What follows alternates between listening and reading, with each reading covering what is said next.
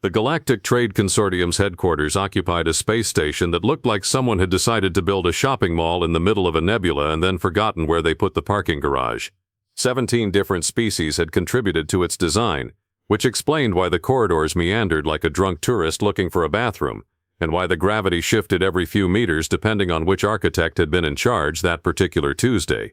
In conference room Alpha 77 Bravo, because apparently even in an age of faster-than-light travel, bureaucrats still couldn't come up with creative names, the weekly trade negotiations were proceeding with all the enthusiasm of a funeral for someone nobody particularly liked. The room itself was a monument to diplomatic compromise, temperature set to the average preference of all attending species, which meant everyone was equally uncomfortable, and gravity calibrated to what some committee had decided was universally acceptable, which mostly meant that the heavier species felt like they were floating while the lighter ones felt like they were carrying anvils. The human representative sat at the end of the elongated table, a position that the other delegates assumed was symbolic of humanity's peripheral importance in galactic affairs. Earth, after all, was still considered something of a novelty, a planet that had managed to achieve interstellar travel without first destroying itself or being conquered by its neighbors. Most species found this mildly amusing, like watching a toddler successfully tie their shoes without falling over.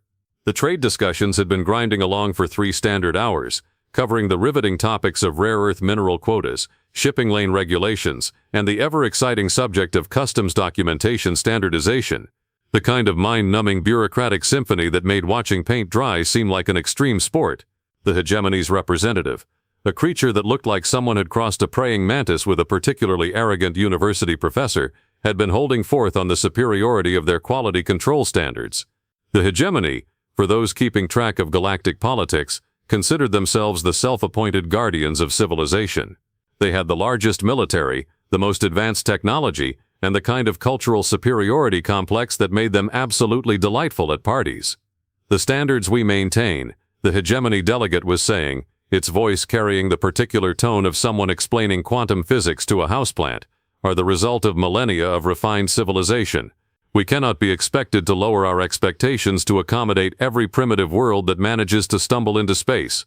The other delegates nodded along with the practiced enthusiasm of people who had learned that agreeing with the Hegemony was generally easier than the alternative. The Vorthan representative, a blob of sentient jelly that somehow managed to wear a business suit, made agreeable gurgling sounds. The crystalline Zephyrians chimed in harmonious agreement, their faceted bodies catching the room's artificial light in patterns that probably meant something diplomatic. Of course, the Hegemony delegate continued, warming to its theme like a professor who had just found their favorite lecture topic. We understand that newer members of the galactic community need time to develop proper standards. Earth, for instance, is still learning the basics of interstellar commerce. We wouldn't expect a world that still uses physical currency and practices democracy to understand the nuances of advanced trade protocols. The casual dismissal hung in the air like a particularly noxious gas leak. Several delegates shifted uncomfortably, recognizing the calculated nature of the insult. The Hegemony didn't make casual remarks. Every word was weighed, measured, and deployed with surgical precision. The human diplomat, who had been taking notes with the kind of methodical attention that suggested either deep engagement or complete boredom, looked up from his tablet. His face held the sort of expression that emergency room doctors developed after their 15th consecutive 12-hour shift, politely attentive but somehow disconnected from the immediate situation. "I see," he said, his voice carrying all the emotional weight of someone commenting on the weather. The Hegemony delegate tilted its mantis-like head, clearly expecting a more substantial response. Insults, after all, were supposed to provoke reactions. That was rather the point. "I trust you understand our position," the delegate pressed, leaning forward slightly in what might have been either a gesture of dominance or an attempt to detect signs of life in the human representative. "Oh, absolutely," the human replied, still in that same conversational tone, crystal clear. The silence that followed was the kind that made everyone in the room suddenly very interested in their note-taking. The human diplomat made a brief notation on his tablet, then looked up with the mild expression of someone who had just remembered they needed to pick up milk on the way home.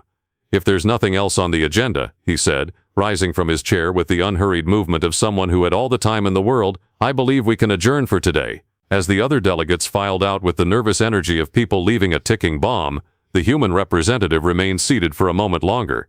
He opened a secure communication channel on his tablet and typed a brief message. "Recommendation, implementation of Protocol 7, immediate authorization requested."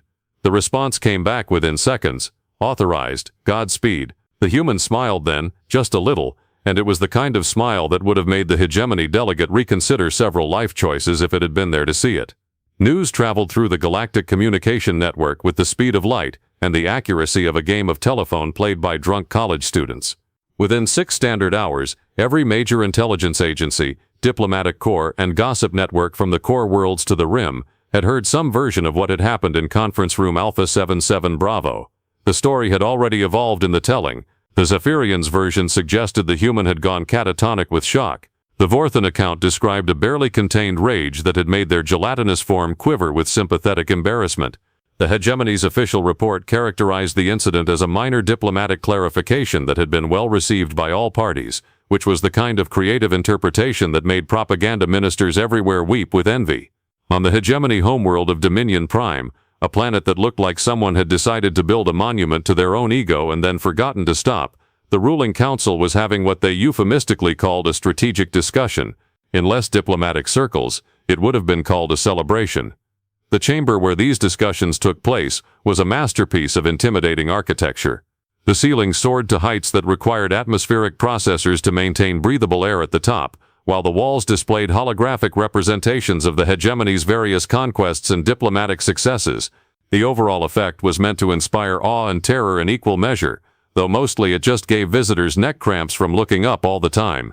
The human response was exactly as predicted, announced the Prime Counselor, a being whose carapace had been polished to a mirror finish, and whose posture suggested someone perpetually posing for a statue. They lack the sophisticated understanding of power dynamics that true civilization requires. The other council members clicked their approval in the harmonious way that creatures with mandibles had perfected over millennia of agreeing with whoever was in charge.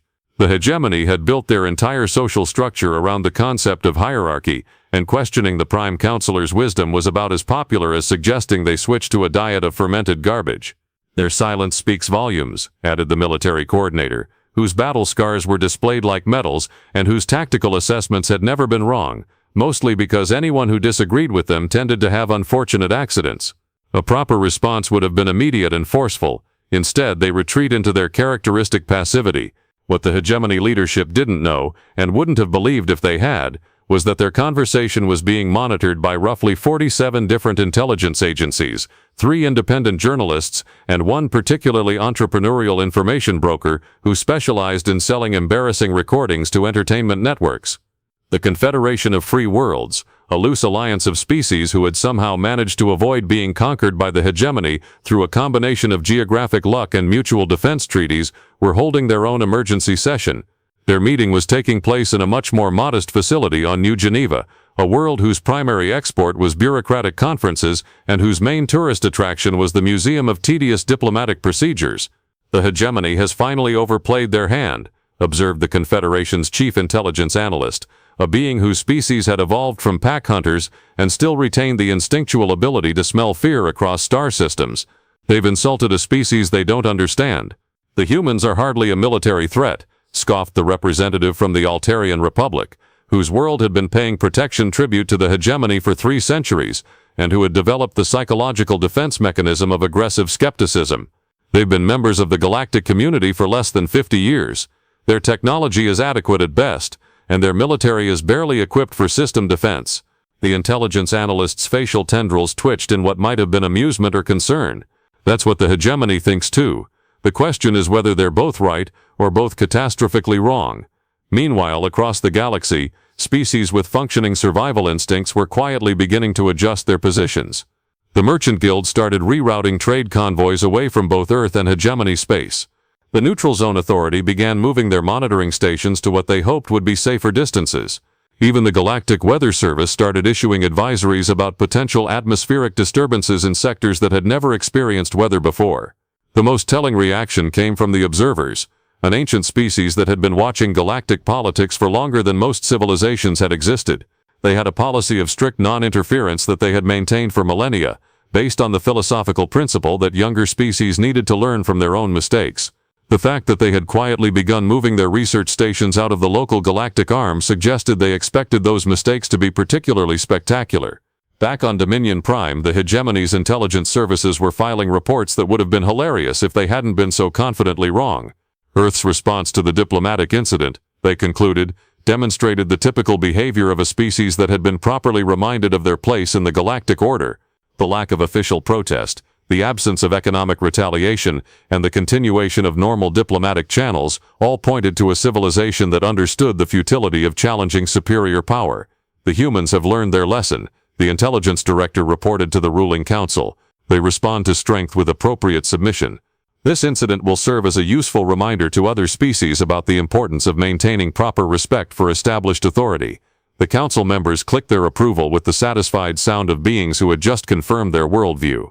The Hegemony had built their empire on the simple principle that superior firepower created superior diplomacy, and every species they had encountered had eventually learned to respect that equation.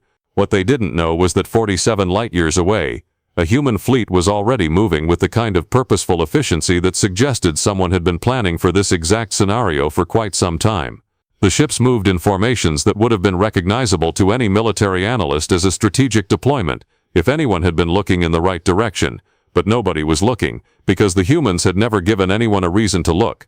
They had been perfectly polite, diplomatically correct, and strategically invisible for their entire membership in the galactic community.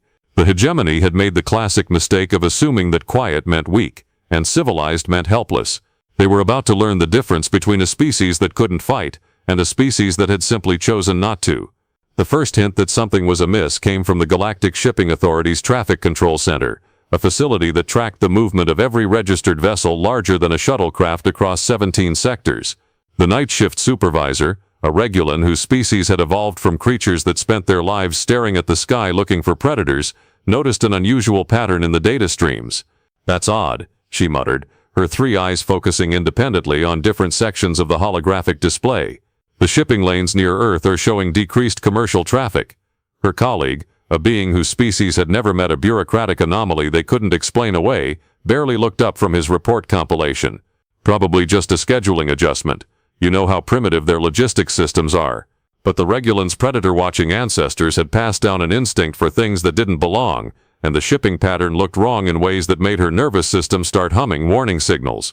Commercial traffic didn't just decrease uniformly across multiple shipping lanes without explanation, it got diverted. What she was seeing, though she didn't know it yet, was the result of a communication that had gone out from Earth's Department of Commerce approximately 37 hours earlier. The message had been brief, polite, and had contained the kind of bureaucratic language that made it sound like a routine scheduling update. "All civilian vessels are advised to avoid Earth system approaches for the next 10 standard days due to navigation system upgrades and traffic pattern adjustments. Alternative routing information attached."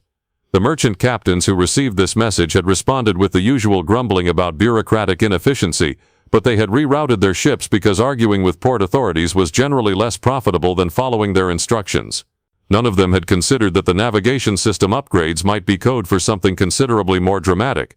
The second hint came from the Neutral Zone Authority's Deep Space Monitoring Station at Kepler 442, a facility whose primary function was to watch for unauthorized military movements, and whose secondary function was to provide their staff with the kind of mind-numbing boredom that made watching grass grow seem like an extreme sport. The station's chief monitor, a Centaurian whose species had perfected the art of bureaucratic vigilance, was reviewing the week's sensor logs when something caught his attention. "Computer, replay sensor sweep 77 Alpha, time index 0347 hours. The holographic display showed the usual collection of cosmic debris, distant starship signatures, and the kind of background radiation that made up the universe's ambient noise. But there, at the very edge of sensor range, was a cluster of signatures that didn't quite match the usual commercial traffic patterns. "Computer, enhance and identify." The response came back in the flat, emotionless tone that computer systems had been programmed to use when delivering potentially life-altering information. "Insufficient data for positive identification. Signatures consistent with military-grade vessels. Configuration unknown." The Centaurian's four arms began moving in the unconscious patterns that his species used when processing stress. Military vessels in the neutral zone weren't necessarily cause for alarm. Various species maintained patrol fleets to protect their commercial interests. But these signatures were moving in formation, which suggested coordination, and they were heading in a direction that would take them directly toward Hegemony space. "Computer, track projected course." The holographic display updated, showing a trajectory that would intersect with the Hegemony's outer defense perimeter in approximately 67 hours. The Centaurian stared at the projection for several moments, then began composing a report that would work its way up the chain of command with the speed of bureaucratic molasses. What he didn't know was that the unknown configuration was actually a human fleet, whose design specifications had been classified at levels that made state secrets look like grocery lists. The ships were built using technology that most species would have considered impossible, incorporating advances in material science, energy systems, and tactical coordination that had been developed in the kind of research facilities that didn't appear on any official budget documents. The third hint came from the Hegemony's own intelligence network, which had been monitoring Earth's communication channels with the dedicated attention of a species that had built their empire on knowing what their potential enemies were thinking. The problem was that human communication patterns had always been frustratingly opaque to their analysis systems. The humans use excessive encryption for routine communications. The intelligence director had complained to the ruling council on multiple occasions. Their diplomatic channels are more secure than most species' military networks. It suggests either paranoia or competence, and frankly both possibilities are concerning. The council had dismissed these concerns with the kind of casual arrogance that came from successfully intimidating everyone they had ever encountered. If the humans wanted to waste resources on over-engineering their communication systems, that was their problem. It certainly wasn't a sign of any kind of capability that the Hegemony needed to worry about. But now, as the intelligence director reviewed the latest intercepts, the pattern of human communications had changed in ways that made his carapace itch with unease. The volume of encrypted traffic had increased by roughly 400%, and the routing patterns suggested coordination between Earth's government, their military commands, and what appeared to be fleet coordination centers. "They're mobilizing something," he reported to the Prime Counselor, his voice carrying the kind of professional concern that came from spending decades analyzing the preliminary signs of military action. "The communication patterns are consistent with major fleet movements." The Prime Counselor's mandibles clicked in what might have been amusement or dismissal. Their entire military couldn't threaten a single Hegemony battle group. If they want to waste resources on a show of force, let them. It will only demonstrate their insignificance more clearly. What the intelligence director didn't mention, because he wasn't entirely sure he believed it himself, was that the human fleet signatures his deep space sensors were picking up didn't match any known ship classifications. The energy readings were off the charts, the engine signatures were unlike anything in the Galactic database, and the tactical formations suggested a level of coordination that most species required decades to develop. By the time the various intelligence agencies, monitoring stations, and bureaucratic offices had processed their reports and filed their concerns through the proper channels, the human fleet was already well past the point of no return. They moved through space with the kind of purposeful precision that suggested extensive planning, superior technology, and the confidence that came from knowing exactly what they were doing. The Hegemony's outer defense perimeter detected the approaching fleet approximately 18 hours before contact, which gave them just enough time to realize they were about to face something completely outside their experience. The human ships moved in formations that seemed to defy conventional tactical doctrine, their approach vectors calculated with mathematical precision that suggested their navigation systems were operating on principles that made Hegemony technology look like stone knives and bearskins. "They're not following standard attack patterns," the Hegemony's defense coordinator reported to the emergency council session that had been hastily convened.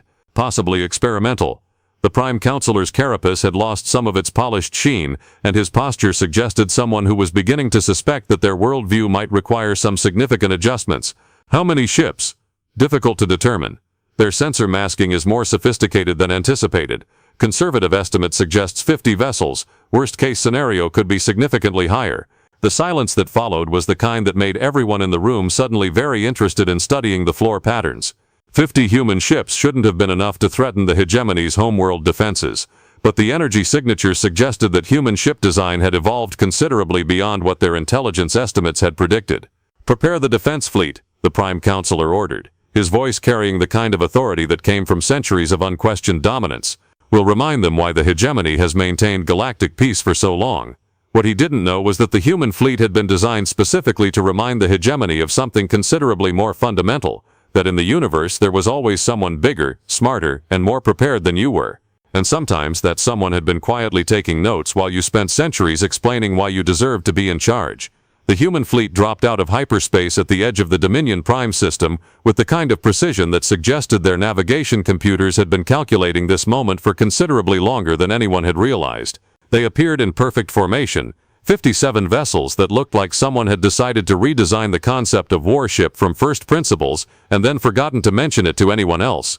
The Hegemony's defense coordinator stared at the tactical display with the expression of someone who had just discovered that their carefully constructed understanding of reality needed some significant revisions. The human ships didn't look like anything in the Galactic database.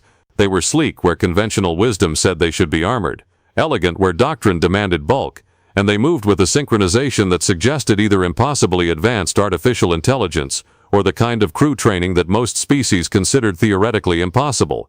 "Sir," the sensor operator reported, his voice carrying the kind of professional calm that came from years of training to deliver bad news without showing emotion, "the energy signatures are unusual.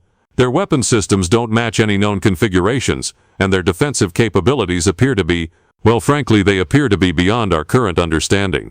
The Prime Counselor's mandibles clicked in the rapid pattern that his species used when processing information that contradicted everything they thought they knew about the universe. "Impossible.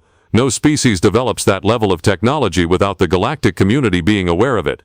Our intelligence networks are comprehensive." What the Prime Counselor didn't realize was that human intelligence networks had been comprehensive too, and considerably more subtle. For 47 years, human observers had been taking notes on every military engagement, every technological demonstration, and every tactical doctrine that the Hegemony had ever deployed.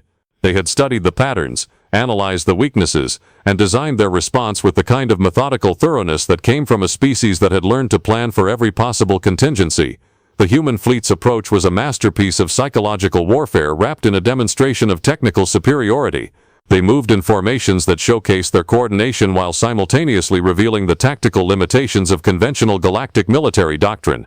Their energy signatures suggested power systems that operated on principles that made Hegemony technology look like it had been designed by enthusiastic amateurs working with spare parts. "Incoming communication," the communications officer announced, his voice carrying the kind of professional neutrality that suggested he was working very hard not to think about what this might mean for his career prospects. The message that appeared on the main display was brief, polite, and delivered with the kind of understated courtesy that made it absolutely terrifying. "This is the Terran Defense Fleet. We are here to discuss the diplomatic incident that occurred 72 hours ago. We request permission to enter your system for the purpose of clarifying certain misunderstandings about humanity's position in the galactic community." The silence that followed was the kind that made everyone in the command center suddenly very interested in finding something else to look at. The human fleet hung in space like a question mark written in technologies that shouldn't have existed, waiting for a response with the patience of a species that had clearly planned for this exact scenario. "They're requesting permission," the defense coordinator observed, his voice carrying the kind of professional bewilderment that came from encountering a situation that didn't fit any of the established protocols. "That's unusual. Most species that show up at our homeworld with a fleet don't bother with diplomatic niceties." The Prime Counselor's carapace had developed a nervous sheen that suggested his autonomic systems were having difficulty processing the current situation. The humans were following proper diplomatic procedure while simultaneously demonstrating the kind of military capability that made such procedures irrelevant. It was like being politely asked permission to be conquered. "Grant them permission," he ordered, his voice carrying the kind of authority that came from the desperate hope that maintaining normal procedures might somehow make the situation normal, but maintain full defensive posture. The human fleet's response was immediate and precisely coordinated. They moved into the system in formations that showcased their tactical capabilities while simultaneously demonstrating their complete disregard for the Hegemony's defensive positions. Their ships flowed around the defense platforms like water around stones, never presenting a clear target while maintaining perfect formation integrity. "Sir," the tactical officer reported, his voice carrying the kind of professional concern that came from watching everything he thought he knew about military strategy become obsolete in real time. "They're not following standard approach vectors. Their formations are, well, they're treating our defense grid like it's a navigation hazard rather than a threat." The human fleet took up position at what military doctrine considered optimal engagement range, a distance that should have allowed the Hegemony's superior firepower to demonstrate why they had maintained galactic dominance for so long. But the energy readings from the human ships suggested that concepts like optimal engagement range might be about as relevant as Stone Age hunting techniques. The second communication arrived with the same polite efficiency as the first. "We appreciate your cooperation. We would like to discuss the recent diplomatic incident in which your representative suggested that humanity lacked the sophistication to understand proper interstellar relations. We believe this assessment was based on incomplete information, and we would like to provide some clarification." The message was accompanied by a tactical display that showed in precise detail the current positions of every hegemony vessel in the system, their weapons capabilities, their defensive strengths, and their strategic weaknesses. The level of intelligence gathering implied by the display was staggering. It suggested that the humans had been watching, analyzing, and preparing for this moment with the kind of methodical attention that most species reserved for their most critical survival challenges. "How?" the intelligence director whispered, staring at the display with the expression of someone who had just realized that their life's work had been based on fundamentally incorrect assumptions. "How do they know our defensive configurations, our weapons specifications, our tactical doctrines?" The answer, though none of them realized it, was embarrassingly simple. The humans had been listening. For 47 years they had been the quiet species at the back of the diplomatic conferences, taking notes while everyone else explained why they deserved to be in charge. They had studied every military engagement, analyzed every tactical demonstration, and built their response around the comprehensive understanding that came from watching their potential adversaries make the same mistakes over and over again. The final communication arrived as the human fleet settled into what was clearly a permanent position. "We believe the recent suggestion that humanity lacks sophistication was based on the assumption that our diplomatic courtesy indicated weakness. We would like to clarify that our restraint was a choice, not a limitation. We hope this demonstration helps clarify any misunderstandings about our capabilities and our commitment to maintaining proper interstellar relations." The message ended with a single line that would become legendary in diplomatic circles. "We trust this clarifies our position. We look forward to more productive discussions in the future." The human fleet remained in position for exactly 24 hours, during which time they demonstrated technologies that redefined the boundaries of what was considered possible, tactical capabilities that made conventional military doctrine obsolete, and the kind of strategic coordination that suggested their planning had been measured in decades rather than months. When they finally departed, they left behind a galaxy that had learned an important lesson about the difference between civilization and weakness, between diplomacy and helplessness, and between species that couldn't fight and species that had simply chosen not to. The Hegemony's official response to the incident was a brief statement expressing their appreciation for the clarification and their commitment to enhanced mutual understanding. What they didn't mention was that they had immediately begun revising their intelligence estimates, their diplomatic protocols, and their assumptions about which species in the galaxy were actually in charge. The human diplomat who had sat so quietly through that trade negotiation received a formal apology within the week, along with a complete revision of the trade agreements that somehow managed to be considerably more favorable to Earth's interests. The Hegemony had learned, with the kind of clarity that came from staring into the business end of technologies they didn't understand, that sometimes the quiet species at the back of the room were quiet for reasons that had nothing to do with weakness. And in conference rooms across the galaxy, diplomatic protocols were quietly updated to include a simple but crucial addition. Remember that courtesy should not be mistaken for weakness, and that the most dangerous species are often the ones that have learned to choose their battles carefully. The universe, it turned out, had a sense of humor after all.